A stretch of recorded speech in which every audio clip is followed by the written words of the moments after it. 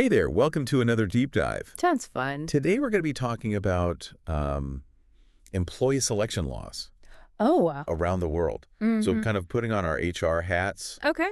and traveling the globe, at least in our minds, no passport required. Oh, I like that. Yeah. Yeah. It really is a different world out there Isn't when it it? comes to hiring practices. Yeah. Totally. It's crazy how different things are. So we've got this fascinating chapter from the Handbook of Employee Selection. It's got insights from a Gwyn Okay.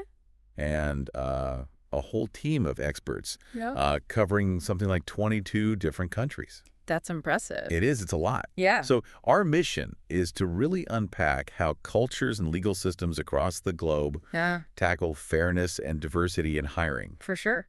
And the first thing that really jumped out at me was this whole concept of disadvantaged groups. Right. And it's not always as black and white as it seems. Yeah, you're absolutely right. It's easy to think disadvantaged automatically equals minority, but that's not always how it works out. Right. You know, Exactly. like take South Africa, for instance. The black population who have, historically been disadvantaged, Right. they actually make up the majority. Wow. I actually, I didn't realize that.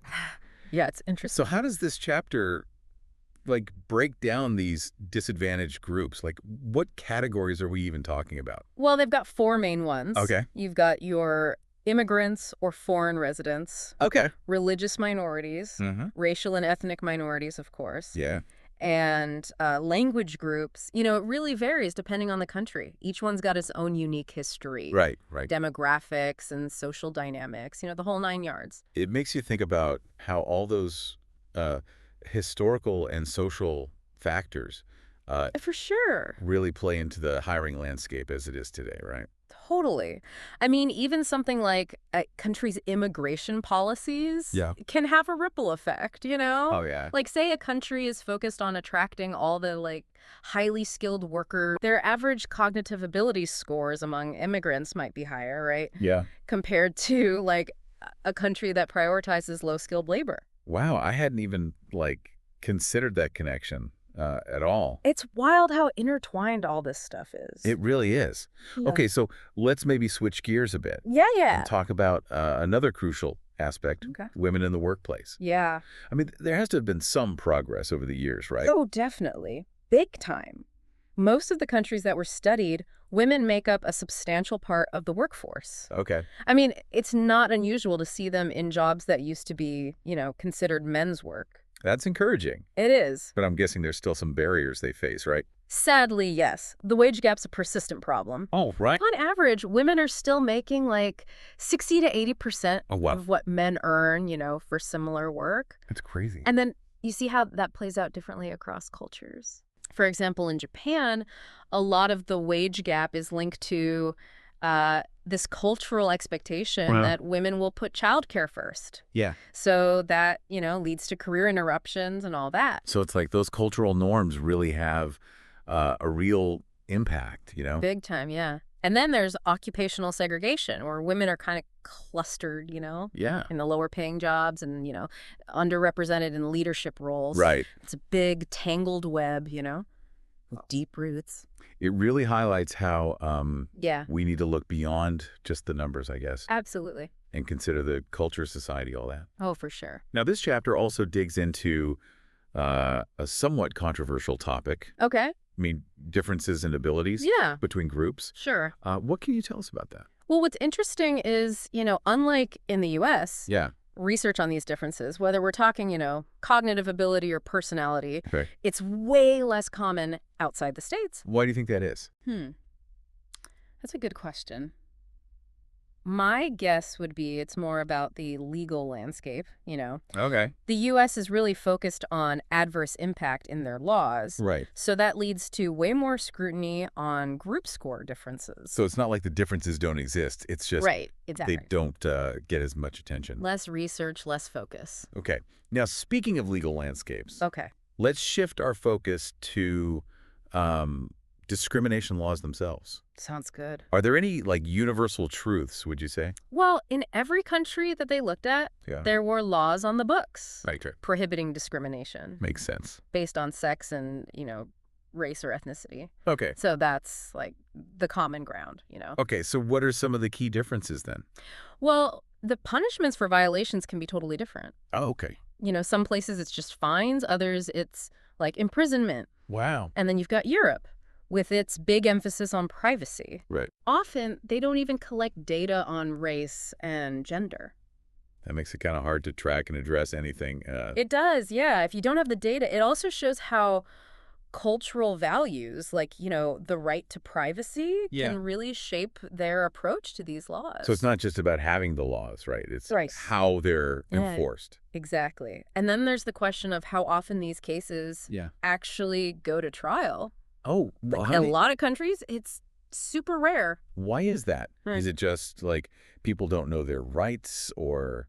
It could be, but a lot of times it's cultural norms, Like some cultures just don't. Don't like litigation? Exactly. Or maybe they don't see the point. Yeah. Maybe they think there's a better way, like mediation or something less adversarial, So cultural values really shape how people actually use the law. Big time. Yeah. And it just shows how important it is to understand those differences, Absolutely. Okay, so moving on to another critical aspect, proving and refuting discrimination claim. Right. I'm guessing it's not as simple as Not at all. pointing at a law and saying, look, they broke it. Nope. Much more complicated than that. Tell me more. Yeah, it's rarely that simple. See, unlike the U.S., which has all those specific guidelines, like the 4/5 rule, Right? to try and spot discrimination, a lot of countries, they don't have those kinds of benchmarks. Oh, wow. So how do they even decide if discriminations happen then? Sounds like it could get pretty subjective. It often comes down to, like, what type of discrimination we're talking about. Okay. A lot of cases, they rely on evidence of direct discrimination, Okay. which basically means proving someone was treated differently, Right. specifically because of the group they belong to, So like their race, gender, all that. Exactly. Okay, so you'd have to show it was like intentional bias. Right. But that can be super hard to prove.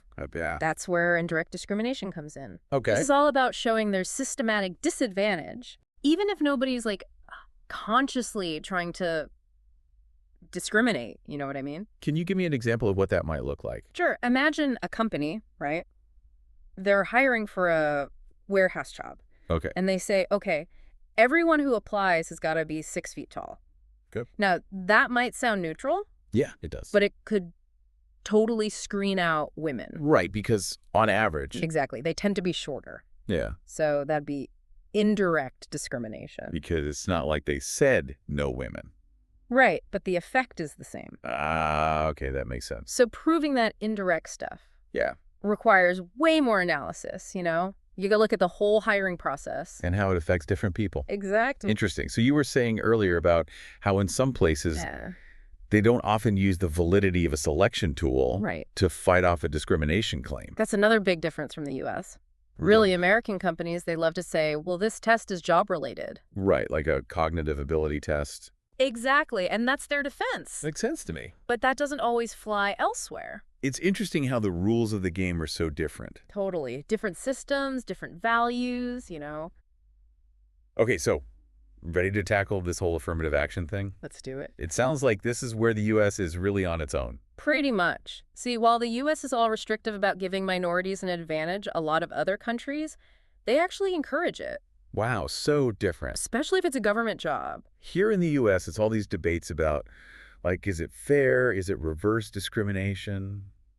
I get that. Those are valid concerns. Yeah. But it's fascinating to see the other side, Their thinking is like, we got to fix past wrong. Right, level the playing field. Exactly. So how does this preferential treatment actually look? Like, what do they DO? Well, it can be a lot of things. Yeah. Like targeted recruitment. So they're going out looking for underrepresented groups. Okay. Special training programs just for them. Makes sense. And in some cases, straight up quotas. Wait, hold on, quotas. Like reserving spots just for certain groups.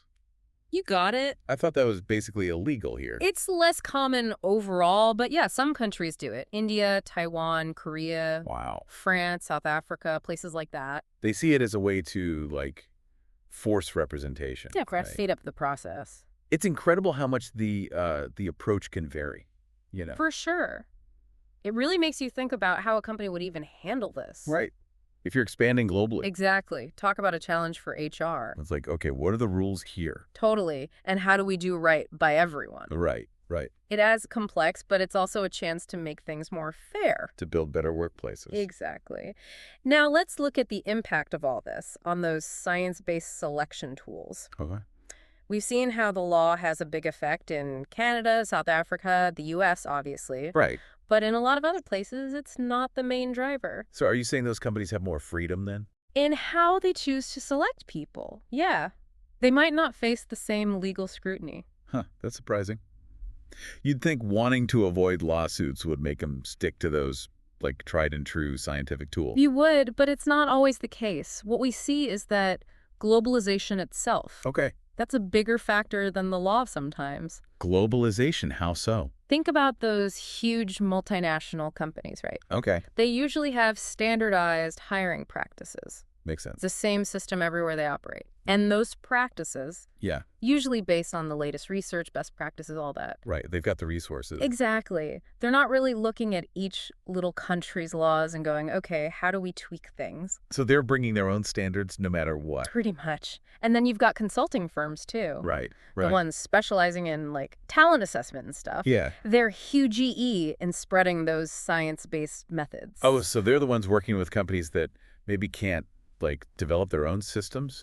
Exactly. So it's almost like a trickle down, you know? Yeah. The big global players set the tone. Even if the laws aren't pushing them that way. Precisely. And this makes you wonder, right? About, Is this a good thing, this global standardization? Does it make things fairer for everyone, or does it, maybe stifle creativity? yeah, like maybe some places need a different approach. Exactly. It's kind of a double-edged sword, On the one hand, you get consistency. right? But on the other, you might be missing out on those cultural nuances we were talking about. It really highlights how important it is to, like, have this global perspective. Even if you're not some giant corporation. Totally. Just understanding how other cultures handle this stuff, Yeah. it makes you question your own assumptions. Right. Maybe even improve how we do things here. Exactly. It's like seeing ourselves in a new light, I like that. So we've covered a lot here. We have. It's been a wild ride. Let's maybe do a quick recap, hit the main points. Sure. Yeah, I think the main thing is legal and cultural context. It has a huge impact on how companies select employees all over the world. Yeah. What's considered fair in one place Right. might be totally different somewhere else, and the laws really reflect that, Yeah, it's like you can't just use the same playbook everywhere. Exactly. What works here might be a total no-go somewhere else. Totally. Another big takeaway, I think, is how different the U.S. is. Oh, yeah. Especially when it comes to that preferential treatment for minorities. Mm-hmm.